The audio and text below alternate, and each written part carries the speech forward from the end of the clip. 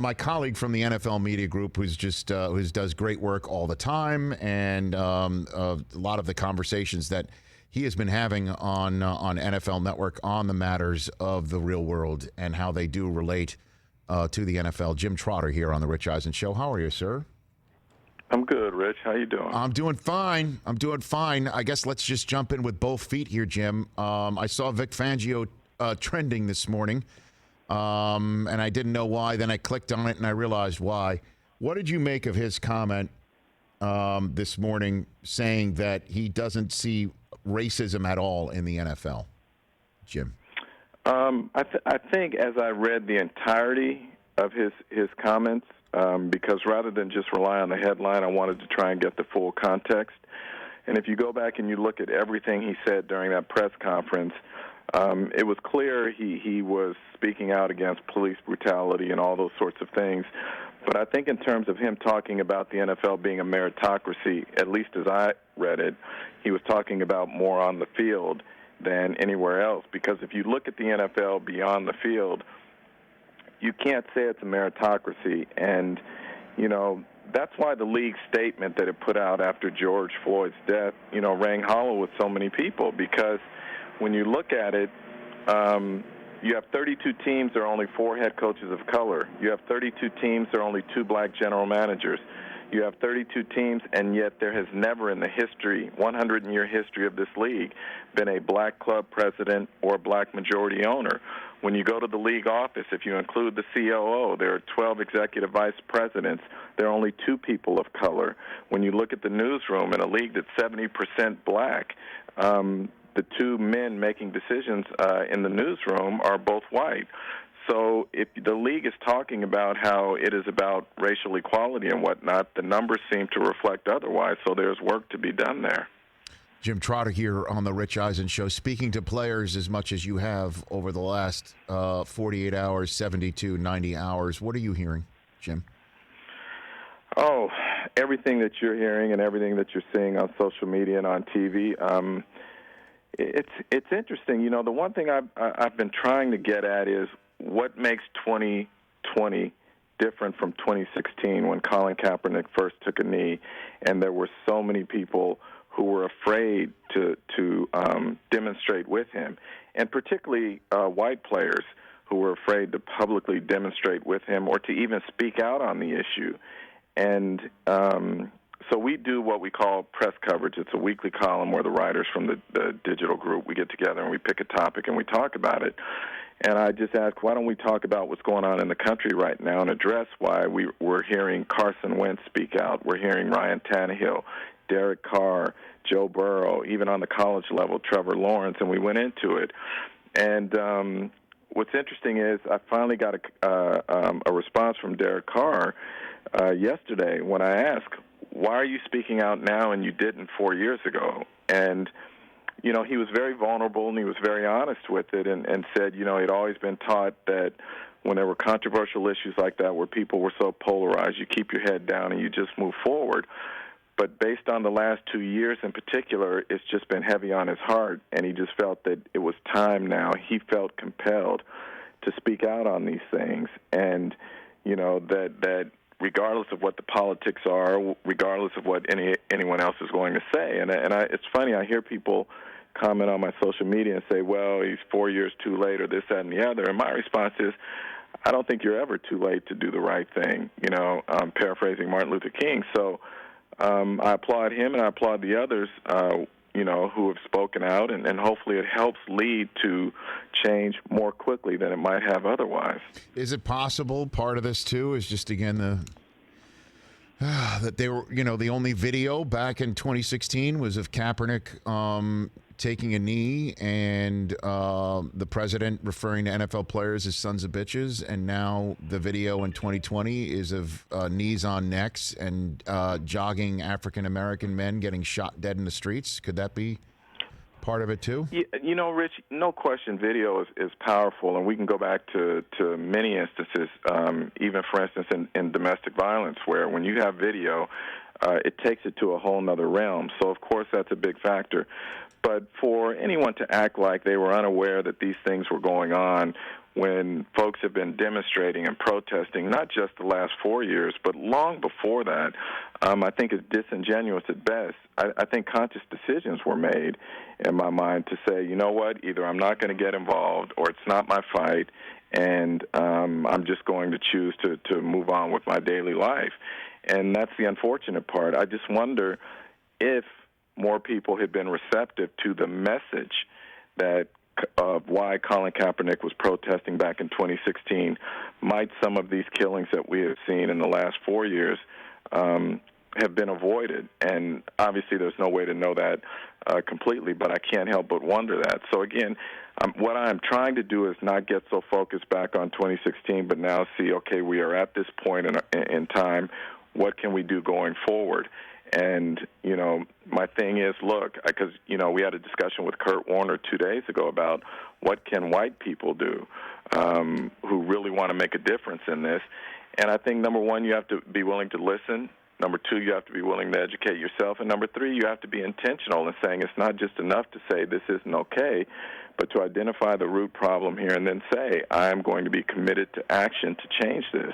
And really, that's the only way I think we make change in this country. Well, I've got Anquan Bolden on the show tomorrow, Jim, and he is definitely about the action and the active word and identifying bills that need to be brought up in state houses or bills that need to be repealed in state houses and so on and so forth. What is the NFL's relationship with him, his organization, other organizations that players have put together to actually put some of the statements that you said that in many parts rang hollow to put some action behind it?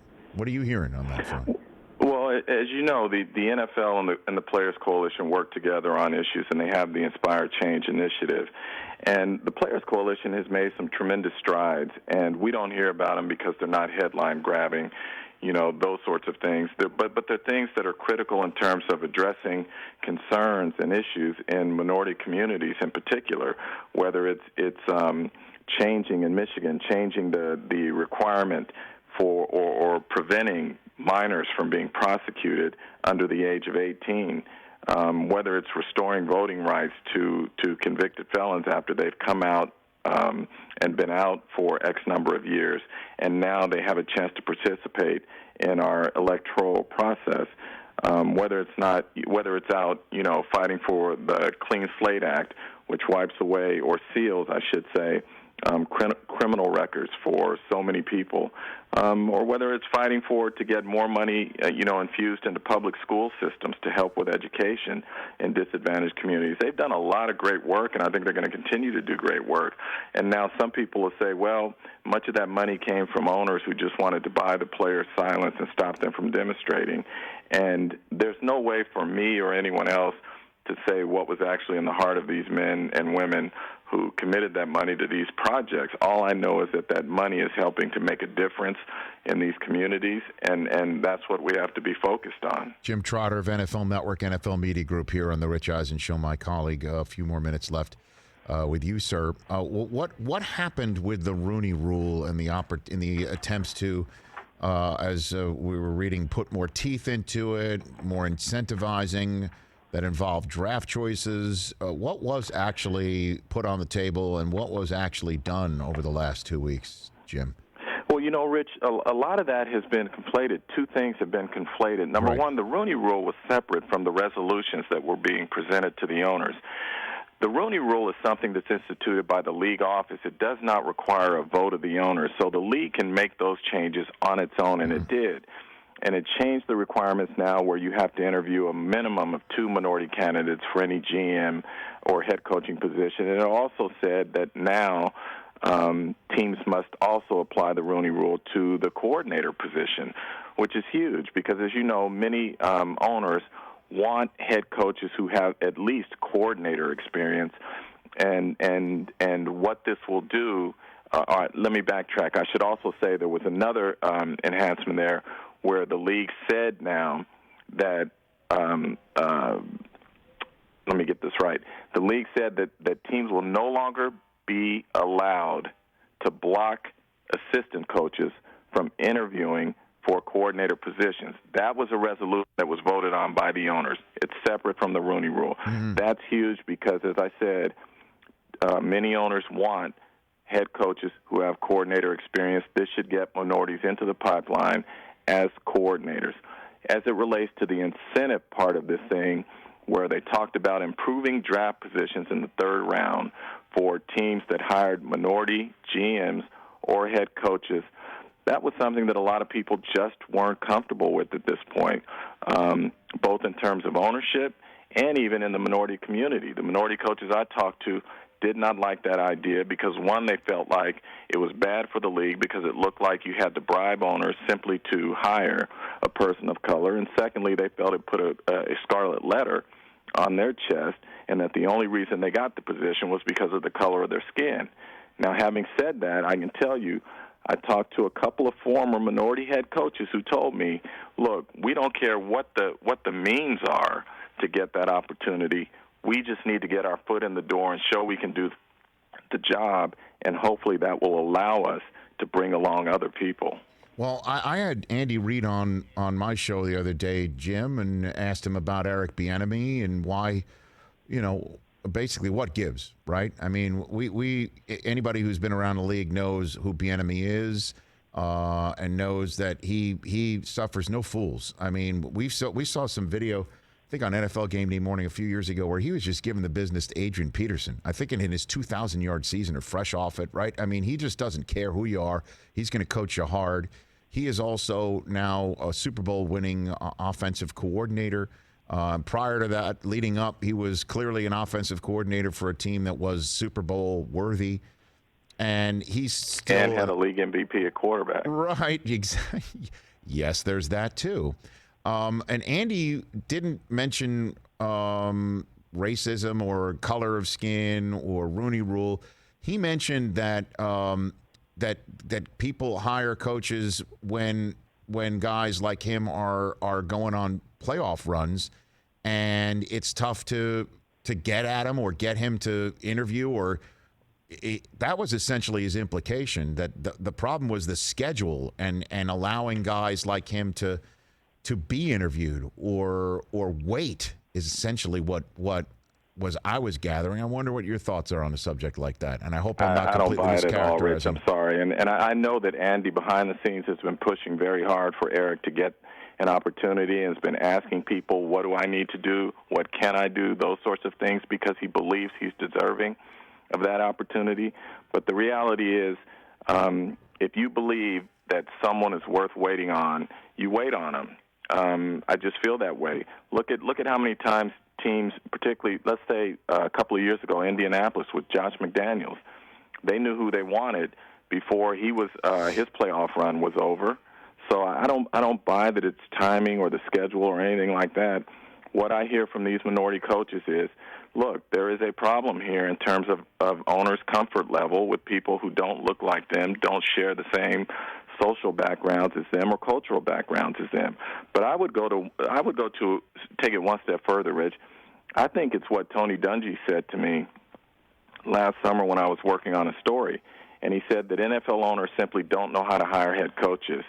And we point out, because what happens every hiring cycle, the first question we hear from people is, who are the hot candidates? And owners are guilty of that too. And what they don't do first is establish, what are they looking for in a head coach? Do you want someone with past experience or someone who's fresh? Do you want someone older, someone younger? You want someone from offense, defense, or special teams?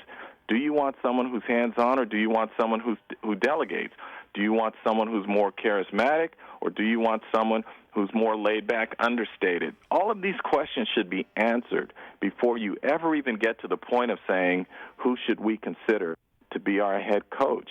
And if you haven't done that, that reflects why, since 2000, we've had an average of nearly 7 head coaches changing every year. You're talking about a quarter of the workforce among head coaches changing every year since 2000. So as an owner, doesn't that tell you that your business model is flawed if you're making those changes that often? So I would say I would go one step further and say it all starts at the top, and it starts with owners. And the league has done everything is trying to do everything it can to address this issue because it is not a good look for the league. But unfortunately, the league does not hire head coaches. And if there's one thing we know about owners to this point is they're pretty damn good at firing, but they're not very good at hiring. Jim Trotter here on the Rich Eisen Show. I don't mean to laugh, but you're kind of spot on right there. Before I let you go, what are you hearing about what Adam Schefter, former colleague at the NFL Media Group, is reporting that it looks like training camp is what the league is looking at for getting players back into facilities and physically together.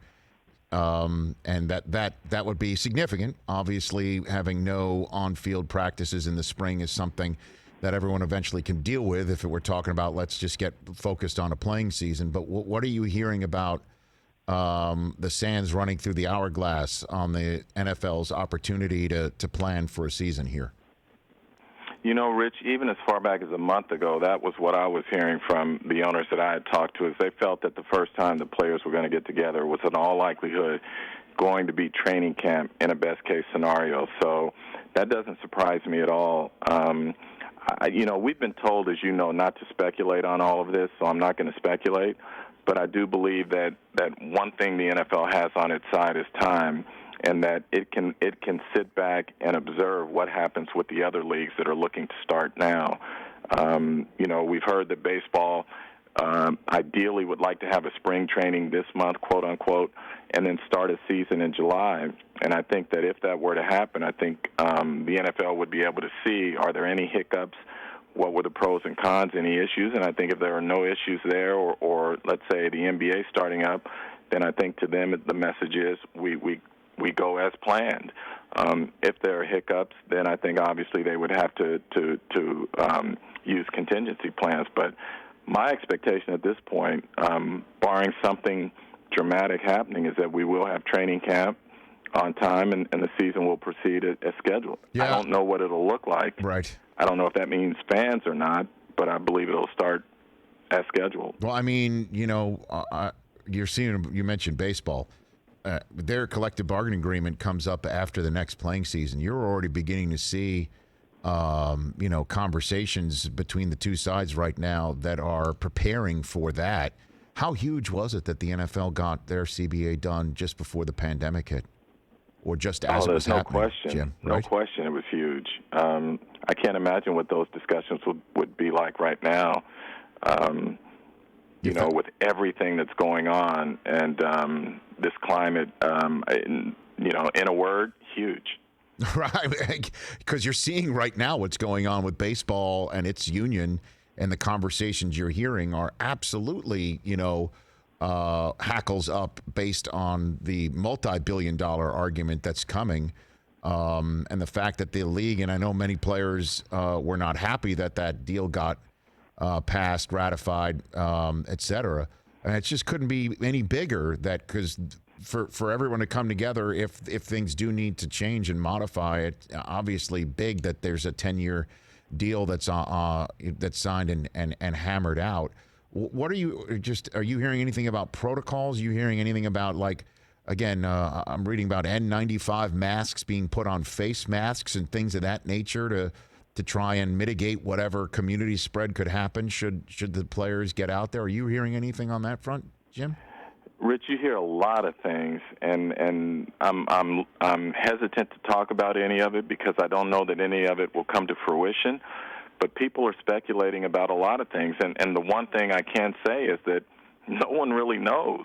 I mean, everyone I talk to from owners down, it's just sort of, well, maybe this, or maybe that, but nobody knows. And so I think it would be irresponsible of me to kind of just throw this stuff out there, right, without knowing that any of it has a chance to come into fruition. Jim, I appreciate the time. Is there anything you want to, pass along to any of the information or that you've gleaned from? I'm looking as we're talking right now. NFL Network is re-airing. I believe you chatted with Chris Long and Richard Sherman, if I'm not mistaken. Correct? Yeah, and Steve Weish and myself spoke to the two of them, and the second part of that roundtable is going to air tonight. And I think at the risk of self-promotion here, Go for I it, think Jim. it's There's worth a your Jim. time By to the way, watch it. there's an I in Jim. Don't worry about it. It's all good. If not my philosophy. Chris, you want to tell Jim Trotter what my philosophy at NFL Network and before has been? Go ahead, tell him. If not you, who? If not now, when? You have the floor, Jim. What is going on for people to know about? Tonight, 4 p.m., total access, NFL Network, 4 p.m. Pacific.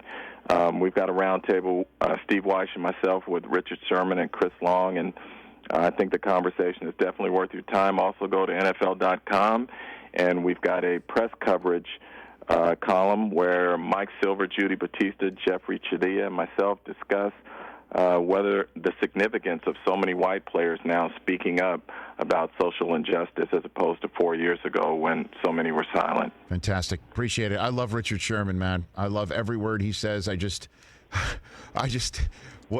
of the last times I saw him, I didn't think I saw him at the Super Bowl, but it was like 2 years ago he's been on many times. It was after he blew out his Achilles on that Thursday night game, Jim. And he already had his leg up on the roller, that guys have when they have an Achilles problem. And just my default words when I see somebody or talk to him is, how you doing?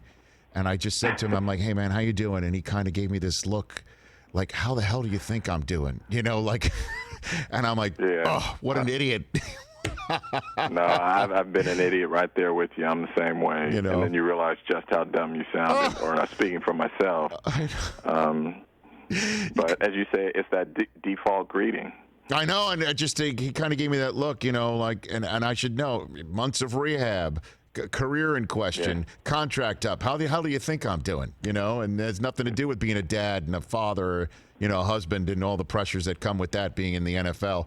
I just sat there and I'm like, what a dumbass. And I went up to Irv. I'm like, would you mind going to him afterwards when you see him? Just make sure he understands I'm not a total complete moron, He knew that. He knows you're not. We all know that, Rich. No, I appreciate that. Again, I look forward to that. Chris Long is a great human, too, and so are you and Steve Weich. I look forward to seeing the rest of that conversation tonight on NFL Network. Thanks for the call, Jim. Well, I appreciate you having me. You got it. It's Jim Trotter, at @JimTrotter_NFL. Follow him on Twitter for all his great information right here on The Rich Eisen Show. Hey, you watched all the way to the end. Thanks for that. Watch more right here.